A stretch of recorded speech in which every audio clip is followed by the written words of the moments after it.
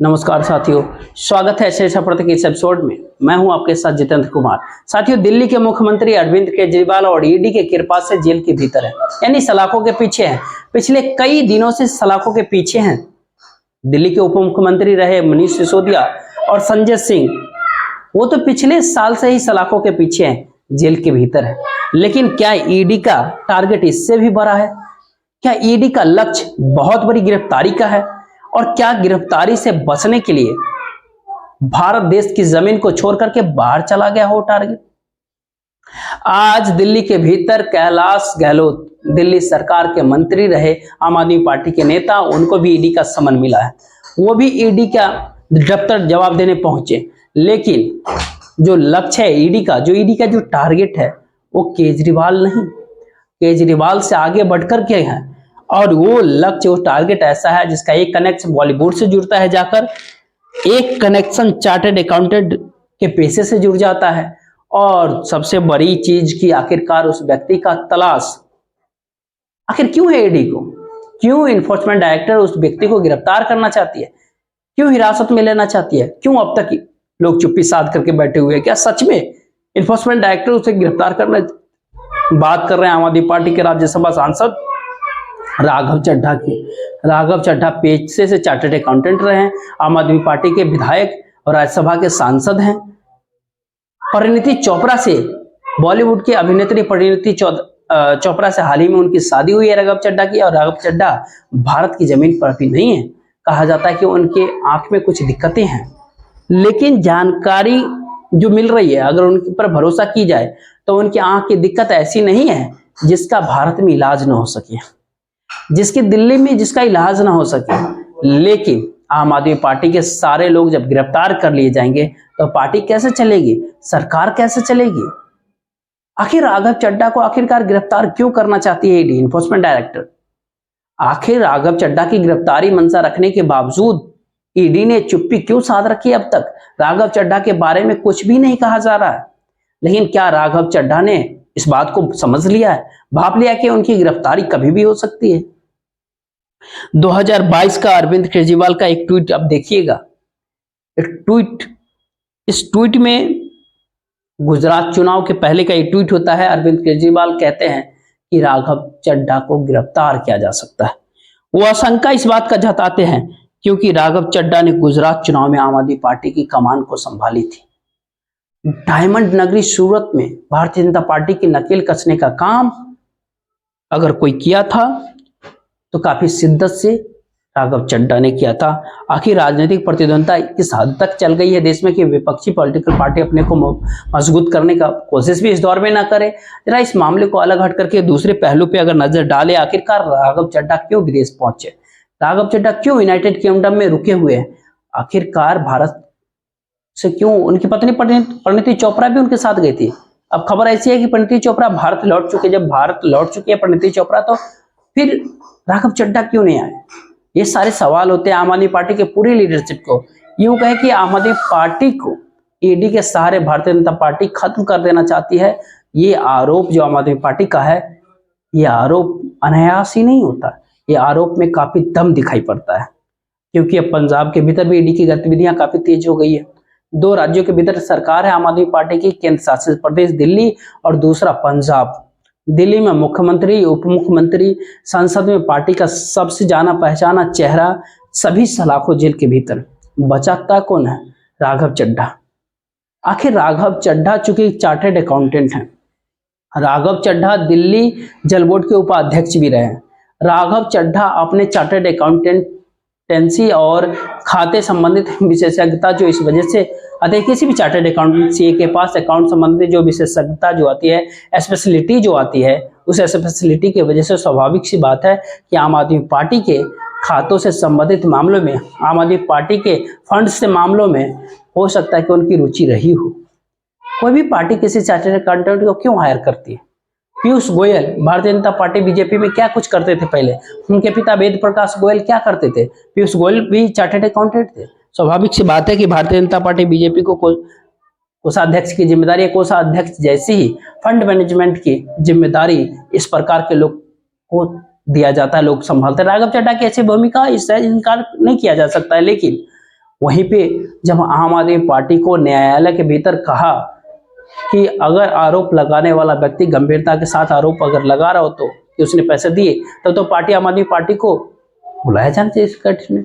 आम आदमी पार्टी को इस केस में पार्टी बनाने की मंशा जो कोर्ट की तरफ से जाहिर होती है, तो स्वाभाविक सी बात है जो लोग पार्टी का फंड देख रहे होंगे उनको निशाने पे लेने की कवायद सबसे पहले होगी। राघव चड्ढा ने क्या संभवतः इस बात को समझ गया कि अरविंद केजरीवाल की तरह, संजय सिंह की तरह, मनीष सिसोदिया की तरह, सत्येंद्र जैन की तरह उनकी भी गिरफ्तारी कभी भी हो सकती है, ईडी के द्वारा कभी भी किया जा सकता है, इसलिए वो यूनाइटेड किंगडम चले गए।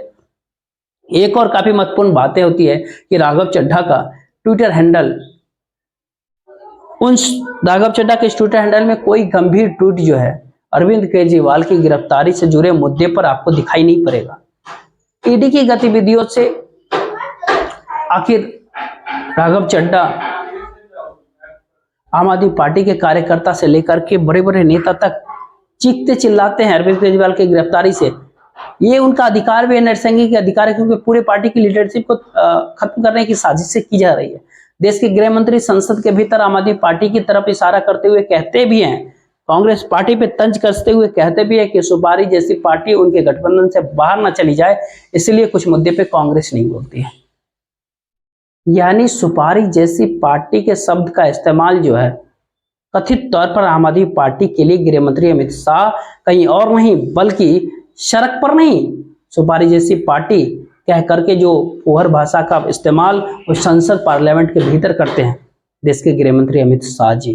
तो क्या एक सुपारी जैसी पार्टी आम आदमी पार्टी को वाकई सुपारी जैसे मान करके खत्म करने की तैयारी हो चली है?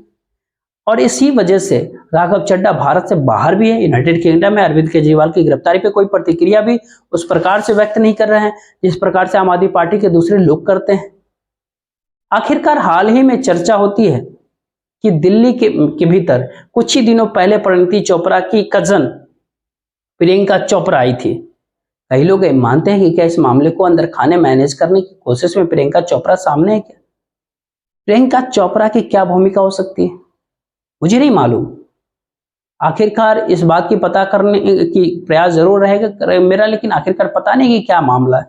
परिणीति चोपड़ा वापस भारत लौटी। राघव चड्ढा दिल्ली जल बोर्ड के उपाध्यक्ष थे। दिल्ली जल बोर्ड से निकले मामले में चीफ इंजीनियर अरोरा और एक और व्यक्ति की गिरफ्तारी हो चुकी है, और जो कंपनी है जिसको ठेका देने की कथित मामला जो है और जिस समय का ये मामला बताया जाता है उस समय जानकार का अगर माने जानकारों का कि राघव चड्ढा ही दिल्ली जल बोर्ड का उपाध्यक्ष थे। तो क्या ऐसे में एक और पार्टी के फंड्स का मामला जो दिल्ली के कथित शराब घोटाले मामले से जाकर जुड़ता है, जिसे मनीष सिसोदिया, संजय सिंह, सत्येंद्र जैन, केजरीवाल की गिरफ्तारी हो चुकी है क्योंकि आम आदमी पार्टी को भी पार्टी बनाया गया उस कथित पैसे के लेन देन के मामलों में, तो चार्टर्ड अकाउंटेंट रहे राघव चड्ढा की भी गिरफ्तारी उसमें हो सकती है क्या? इसी वजह से वो भारत से बाहर चले गए। और दूसरा मामला दिल्ली जल बोर्ड का मामला भी ईडी अपने हाथ में अब ले चुकी है। तो ऐसे में दिल्ली जल बोर्ड के जिसका उपाध्यक्ष रह चुके हैं राघव चड्ढा, तो ये दोनों मामले कहीं ना कहीं राघव चड्ढा से जाकर जुड़ता है और संभवतः ईडी को ऐसा लग रहा है कि राघव चड्ढा की संलिप्तता हो सकती है। ईडी ऐसे बार बार अपनी कार्यशैली को बदलती रहती है और इस कवायद में ईडी की आप देखते अगर चले तो ये शुरुआत कहां से होती है? मनीष सिसोदिया की गिरफ्तारी होती है तो मनीष सिसोदिया क्यूपिन है। ईडी के शब्दों में माने तो दिनेश अरोड़ा की गिरफ्तारी होती है, दिनेश अरोड़ा की क्यूपिन है। ये कविता की गिरफ्तारी होती है तो ठीक है, कविता क्यूपिन है। अब संजय सिंह की गिरफ्तारी होती है, आम आदमी पार्टी के सांसद, तो वो क्यूपिन है। अरविंद केजरीवाल, दिल्ली के सीएम अरविंद केजरीवाल की गिरफ्तारी होती है तो वो क्यूपिन है। आखिर कितने को गिरफ्तार करेगी? अब तक किसी के खिलाफ कोई सबूत, कोई मनी ट्रेल का कोई सबूत ईडी दे नहीं पाती है। आखिरकार सिर्फ और सिर्फ एक बेहद ही खतरनाक कानून जो भारत देश के संविधान की मूलभूत भावना का उल्लंघन करता है, यानी पीएमएलए का सेक्शन 45, उस सेक्शन 45 को 2017 में जिसे सुप्रीम कोर्ट ने असंवैधानिक करार दिया था, दूसरों उसको वापस लाया गया दोबारा, और अब तक कोर्ट ने दोबारा उसको असंवैधानिक करार नहीं दिया। बार बार टिप्पणियां जरूर इसके ऊपर करते हैं, लेकिन उस टिप्पणियों से चूंकि कुछ हो नहीं पाता है, उस कानून का, उस पीएमएलए का सेक्शन का 45 का जो 2018 में फिर से लाया गया 45, उसका फायदा उठा करके आम आदमी पार्टी की पूरी लीडरशिप को, करीब करीब पूरी लीडरशिप या तो जेल के भीतर है, सलाखों के भीतर, या भारत के बाहर दिखाई पड़ती है। आखिर अनिल देशमुख गृह मंत्री थे महाराष्ट्र के, उनको करीब 1 साल से ज्यादा जेल में रखा गया। संजय राउत को जेल में रखा गया। कई दूसरे लोगों को जेल में रखने की तैयारी है, और जो जेल जाने से डर गए और भारतीय जनता पार्टी बीजेपी के भीतर चले गए या भारतीय जनता पार्टी के साथ गठबंधन में शामिल हो गए।